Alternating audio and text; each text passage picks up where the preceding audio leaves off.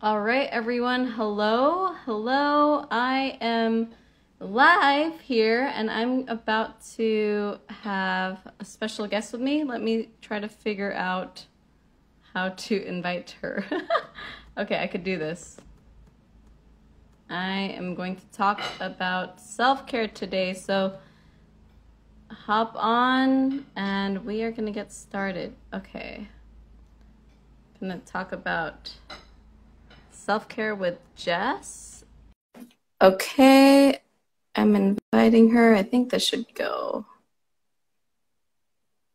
All right. Yay, hello. Did it go through? Okay. Hey. Oh, yeah. Awesome. Sweet. Perfect. Okay, great. So, all right, you guys. So, hello. Happy Wednesday. It is me, Charmaine, here from Sugar Free Self Care. So I don't go on Instagram Live often, but I do when I have a super awesome special guest. And I wanted her to talk today because this is a topic that I don't really see talked about enough in the keto space and the low carb space. And in fact, I was actually at the Low Carb USA online conference just this past weekend. And they did have a talk about food addiction, which I thought was helpful, but the self-care part of keto isn't really something that we talk about a lot. So I wanted to share this, guys, share this with you guys and talk to another coach who talked about really similar views as me in self-care. So I wanted to welcome the super special guest. Thank you, Jess, for coming on today. Thanks, Charmaine, for having me. Thank you. I'm so excited to chat with you.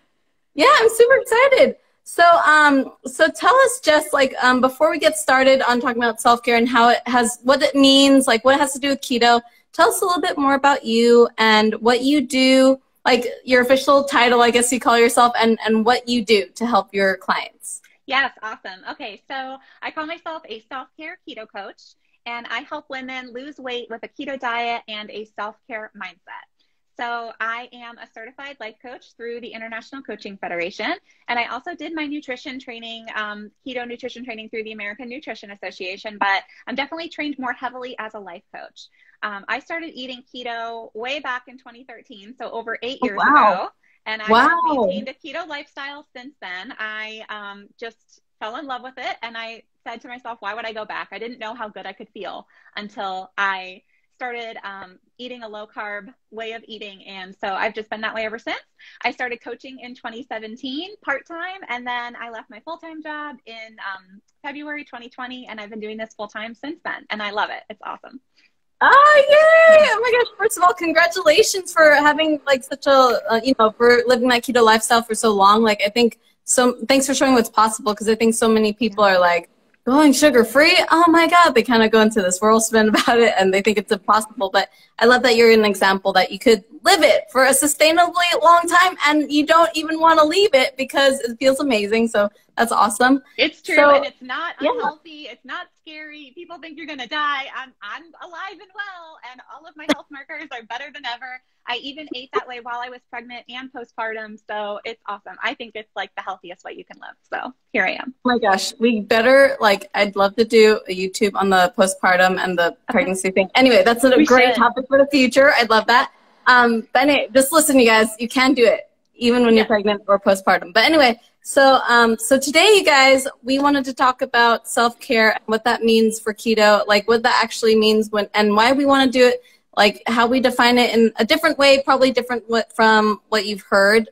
So tell us about that. Like you said, you're keto self-care. You said you're keto self-care coach. A self-care keto coach. Yep. Sorry, self-care keto coach. So tell us, like, first of all, like, what does that mean, and how do you define self-care? Yeah, that's such a good question. Okay, so self-care, I think people tend to think about all of the frou-frou, woo-woo things, you know, practicing your affirmations and your gratitude and taking the bubble baths and doing the pedicures and all of those things. And I love all of those things. But self-care, I would define self-care as meeting your own needs. And I think it's just really that basic. I kind of came to this realization most heavily when I became a mom. My daughter was about to turn 5. But when you are in charge of taking care of another person, they send this baby home with you and you're so overwhelmed. But it's like, where do you start? You start with the basics, feeding them, making sure they're sleeping, making sure they're at a comfortable temperature, you've got a nice roof over their heads, you know, you're meeting their basic physiological needs. And so many of us are neglecting our own basic physiological needs, just totally putting it on the back burner, not even aware of it. And then we're trying to do these other, you know, higher level things like the gratitude, and, reaching our life's mission and all of these things, but we won't be able to do that. Yes, it's so out there, right? But we're not going to be able to do those things unless we start at the most basic level. And nutrition, or what you eat, is the most fundamental form of self-care. It sets you up to show up as the best possible version of yourself for all of these other things in your life that you want to do. Right. Right. And I love that you say it really does go back to, you know, that Maslow's hierarchy of needs. And it's really similar to my niche too, because I work with a lot of women who tend to put their self-care last, and they think that there's sort of like, I know it's as if they think self-care has to be this really external part of you that you have to obtain and you don't have time for it and all that. But I love that it really can start just with your foundational needs, just what you fuel your body with, because everyone has to eat. Like, I mean, you want to live, like everyone has to eat something, and you could really start there. So it makes it seem so much more accessible. So tell us how you help your clients use food as self-care. Like, because I feel like what a big barrier is for a lot of people is they think, well, I don't have time to prepare meals for myself. Like, tell us how you help your clients actually make that shift to using their food as self-care. Like, what do you do to help them with that? So the first thing that I do is I try to help my clients get into ketosis. So I'm not sure how aware your audience is about what that means or what that is, because I know you do sugar-free as well. So, and the word keto and ketogenic and all of that is floated all around. So I'm just going to give a really, really brief description on what that is. So we can run off of two primary fuel sources, glucose or from carbohydrates, and that's sugar or starches. Or we can run off of fat for fuel. And so when you restrict carbohydrates through food intake, then your body will naturally switch over to this backup fuel source of running on fat for fuel. And when your body breaks down fat, the byproduct is ketones. That's where we get the word keto from. Okay. So you feel very different when you're running in one of these two different metabolic states. And so because ketosis is your backup fuel source, we're designed evolutionarily to be able to go back and forth between these two states. So imagine, you know, way back in the day, our ancestors, you know, if there was a deprivation of food or a famine, then they're able to run off of ketones, or they're running off of their stored body fat for fuel.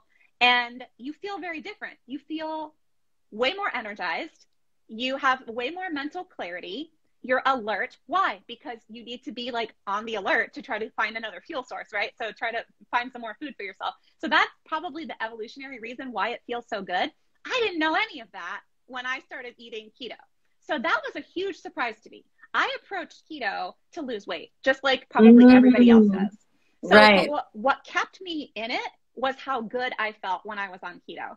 And so you cannot explain this to somebody until they experience it for themselves. Like, you can tell them verbally, like, this is what it feels like. And they're like, yeah. Like, sounds like a magic pill. What are you trying to sell me? Yada, yada, yada. So I'm like, no, really, just give it 2 weeks. Like, get you into this for 2 weeks. And then once you actually experience how good you can feel, that's when now I can start talking to you about shifting that belief. It's like, yes, whoa, I didn't know that I could actually feel that good. Yeah, now that you know that, let's keep that going. So we didn't know that food could either make you feel cruddy or make you feel good, because it was making you feel cruddy, but that was your normal. You didn't know that that was normal until you leveled up, and now you have a new standard of how good you can feel. And so putting the focus on that, to me, putting the focus on will this food make me lose weight or not, but how does this food make me feel when I eat it? That is practicing self-care through your food.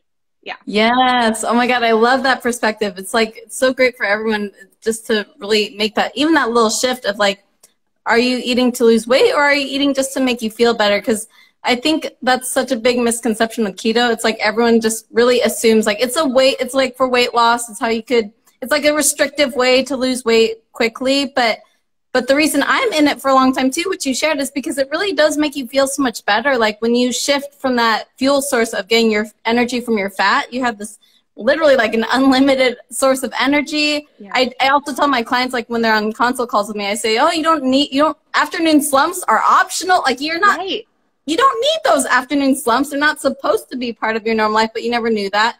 You don't have to feel like depleted and all those things. So I love that, like that already making that shift. Like, how does this food make me feel versus, oh, is this food going to make me lose weight? So I really love that mindset shift.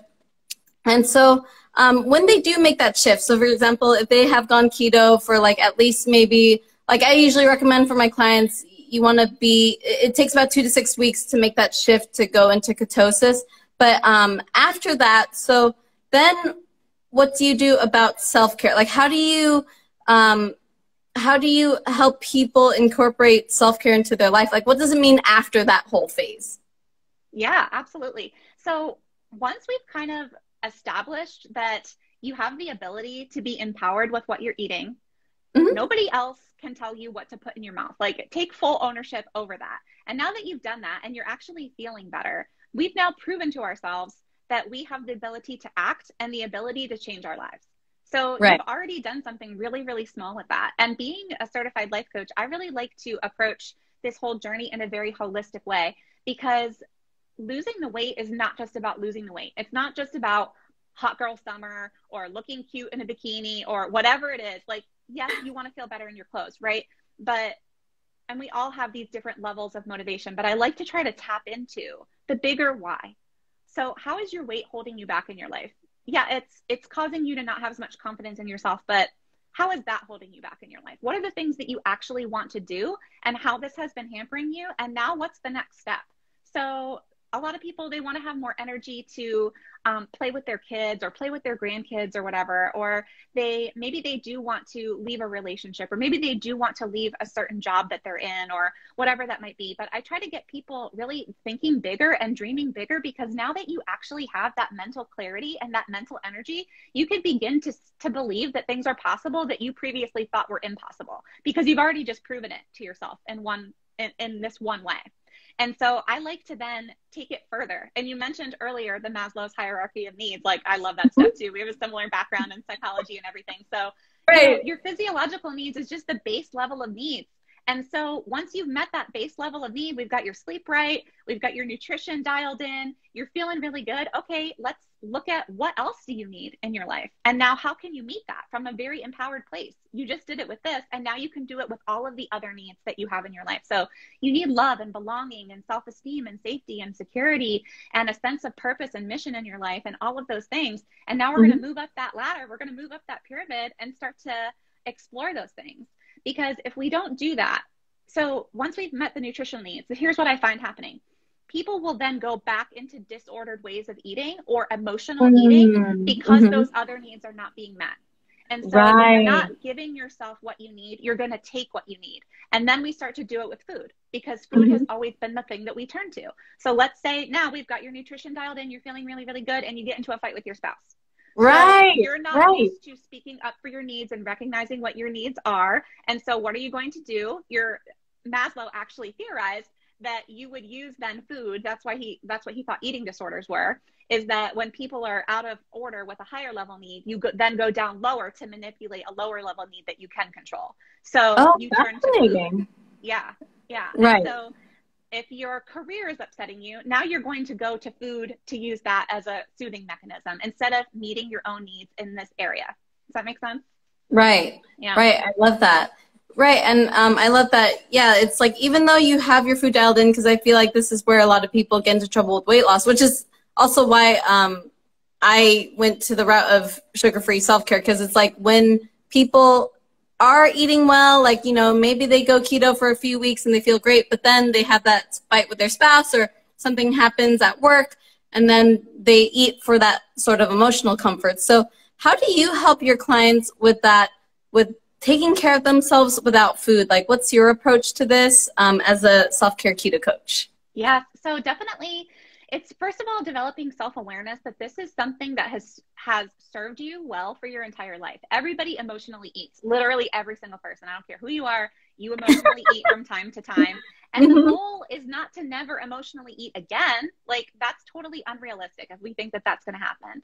But the goal would be to reduce it by developing other tools and strategies, right? So we all have like a little toolkit at our disposal. And the more tools we have, then the more options we have other than just using just food.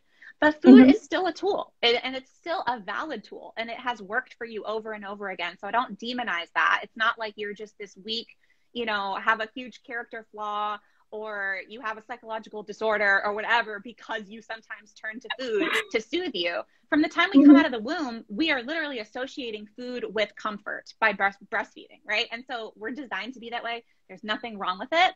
What becomes wrong with it, and I don't even want to use the word wrong, let's use the word maladaptive, because it's just, it's holding you back from reaching your goals. It's not actually making you feel better when you want to feel better. It's temporary, but then you feel worse because now you've self-sabotaged.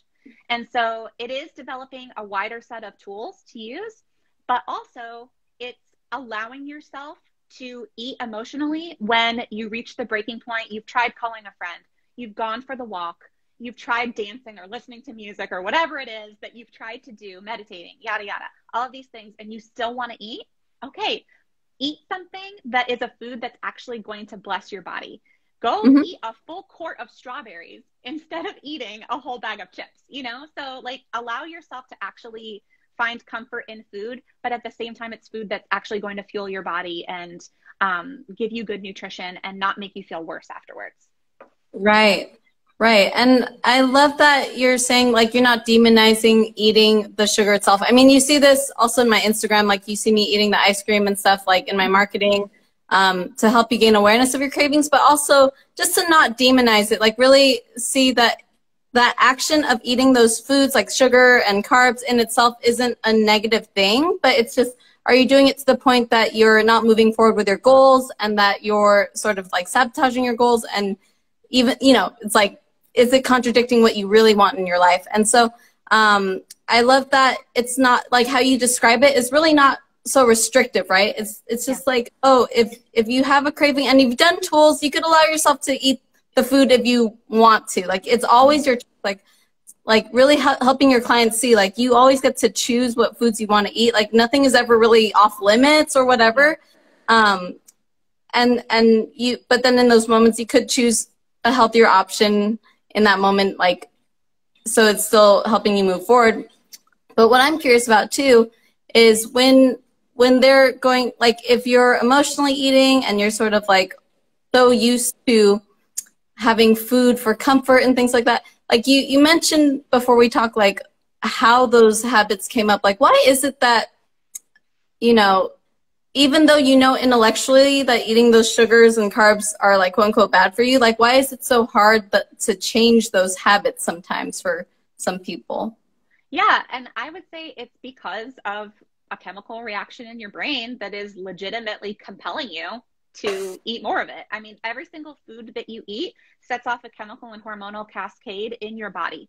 And so we're not really taught those things. We're kind of just taught to focus on calories. It's like the dominant narrative that we're taught probably about health and nutrition growing up, instead of actually looking at the nutrient quality of different foods and how that's affecting our gut and how that's affecting our brain. And so any kind of processed food that has been designed by a manufacturer to make money off of it is designed to be highly palatable. It's designed to set off all of the things in your brain, the reward centers of your brain, and it's designed to make you want to eat more of it. You usually don't find these foods in nature that are high sugar and high fat at the same time.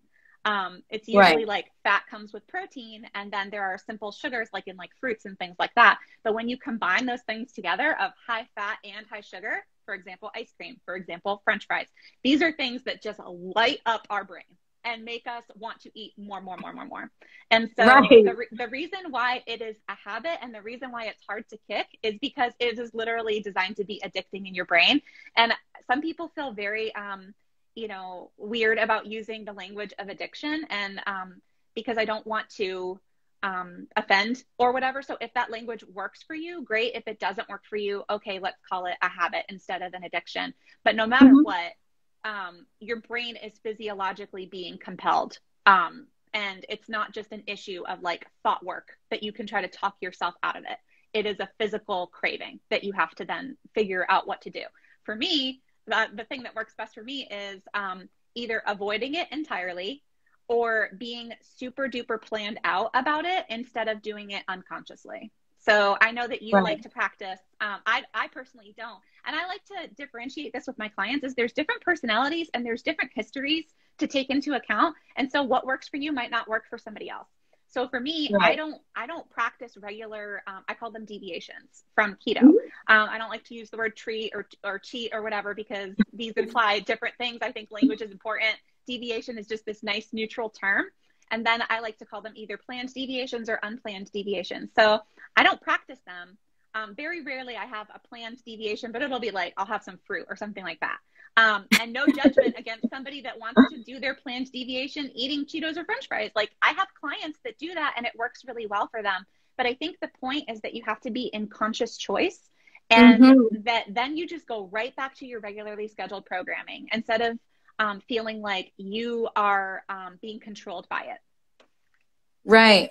And that's the most important thing. It's like when you're the one planning ahead of time, you're not having that really reactive survival mode brain that's in charge of your decision making, like that impulsive part of your brain that just wants the instant gratification right away. Like you're being very intentional about it, you're planning it ahead of time, and you're eating in a way that doesn't feel out of control. Because do a lot of your clients face that, where they feel like their cravings are just out of control and they have no agency over their food and things like that?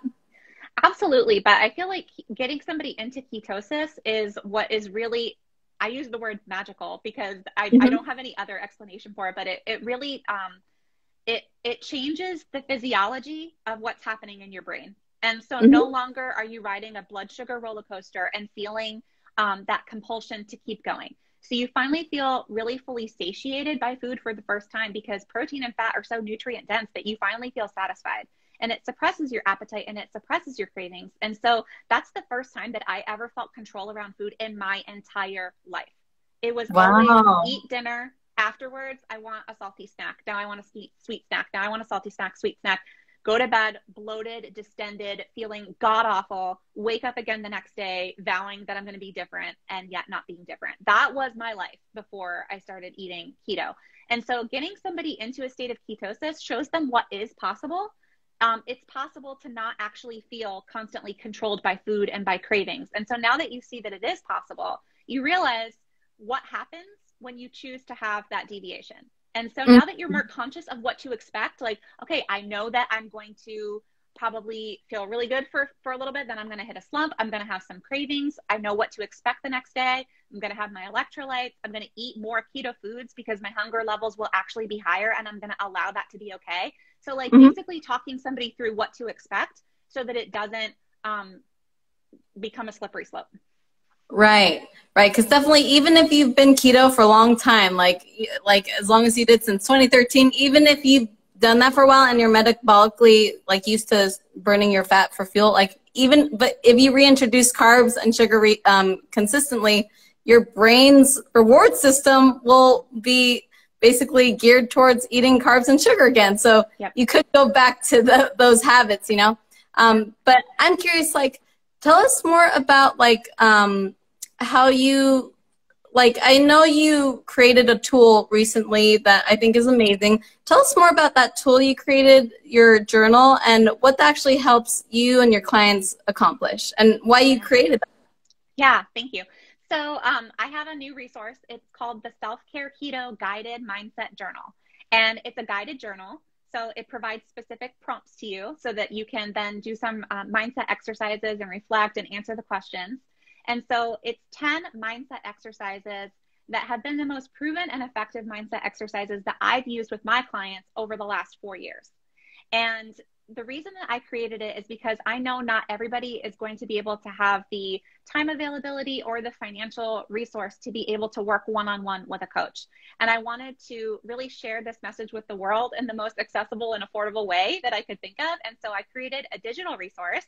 And so it's like 54 pages. It's a PDF that you can download and you can print if you want to print the whole thing in bulk. And then you can reprint the exercises over and over again, because the exercises are designed to be done more than one time. So there's an exercise on emotional eating. So it's like a little check-in with yourself. You just realized I ate emotionally. What do I do? And it's kind of like helping yourself to talk through those things so that you can, hopefully become conscious and not repeat the same thing over and over again. There's an exercise about how to rewire a belief. So if you've realized that you've hit a belief that's not serving you. So for example, it's hopeless. No matter what I do, I'm going to look like all the other women in my family because this is genetic, right? So that's something that you've kind of like unconsciously always believed, right? And so you realize this now. And so you can take that belief through this specific exercise of how to rewire that belief and choose a different one that's actually serving you and empowering you. So those are just some examples. There's another exercise, and this is the one that I actually want to share with your audience totally for free. And this is a self-care needs inventory. So we talked about self-care as basically meeting your own needs. And so here's a little inventory that you can walk through and look at all of the needs that you potentially should be meeting in your life, hopefully. But we all have these basic human needs. And so kind of going through like a little quiz, like how am I doing in all of these areas? And, where am I being unfulfilled? Am I hyper-focusing on this other area to try to compensate for this area? And so what are some ideas that I have for how I can actually meet this need in a healthy way, proactively, instead of then winding up turning to food or turning to online shopping or whatever it might be in a disordered way to try to compensate. So that's the exercise that I want to share with your audience. Totally for free. And people can get that just by sending me a direct message here on Instagram. I'm at the Keto Fit. So send me a message right now if you're watching live, or if you're watching the playback later, just send me a message. I'll hook you up with that for free. But that's just one of 10 exercises in the book. And so the journal is available for purchase on my website. It's theketofit.com/journal, and it's $39. You can even make 4 payments of $9.75, or you can use PayPal credit and pay it off over 6 months. I don't want anybody to financially be held back from getting this as a resource for yourself today. And then I have one more piece of good news to share. And that is that if you are a person that would like to join a group of like-minded women for accountability and encouragement and making friends, I'm actually going to be doing a round of fall group coaching where we're going to use the journal like a workbook and go through the exercises together. That's going to run starting on September 9th, which is next Thursday. And that's going to go through the week right before Thanksgiving. That way you'll be feeling really strong and healthy in your mindset to get through the holidays at your healthiest ever and end the new year in a really great place. Right. That's such great timing. I think that's perfect. And for all of you, like, first of all, to have that journal so accessible, it's like, there really is no excuse. Like, if you really want to put your self-care first, like, there are resources available for you. And I love that you have that so accessible to everyone. I mean, come on, guys, like $39, like that is like with payment plan. Come on, you guys, that is a no-brainer. Like, you could totally do that. And also just more about that inventory. Like, one more question I had is like, because I know a lot of people, I love your approach to keto because I feel like the self-care equation is left out so much. Like, when I hear about keto, it's mostly so hyper-focused on the food part of it and the physiology, which I love. I love the science behind it and everything, but I feel like so many people don't look at the whole holistic approaches, including the mindset. So can you tell us a bit more about why is mindset so important when it comes to living a keto lifestyle or trying to lose weight? Like, why is that so important, and why should we focus on it? Yeah, absolutely. So your mindset is basically going to determine if you're going to stick with this or not. So if you're approaching this from a restriction mindset, from a self-punishment mindset, then you're not going to adhere to it because you're going to feel miserable. And so, and that's why so many of us keep losing the same 5 or 10 pounds over and over and over again, because, and it's literally the way that you're looking at keto. You're looking at it as a means to an end. I'm looking at this as a weight loss tool. I'm looking at this as a tool of restriction. I'm looking at it like, I can't eat the carbs. I can't do this or whatever, from a very disempowered way. So you could approach keto that way, and you could have one experience that's like negative. You're going to come out of that. You're going to say, that was miserable. That was unsustainable. That was too restrictive, or just whatever it is. And a lot of people do walk away from something like that. Or you could look at it as I'm doing this to prioritize my own health, to see how good I could possibly feel, to eat foods that are going to fuel my body as best as possible. I can eat whatever I want, but I choose not to eat these things right now because I have a long-term goal in mind. And I really believe that this is going to help me reach that. And I'm feeling great while I'm doing it. So it's basically choosing your mindset is going to determine whether or not you're successful. We have all of these unconscious beliefs that are running the show in our minds. And so the goal is to not just change your behavior, but actually change your beliefs, because your behavior flows out of your beliefs.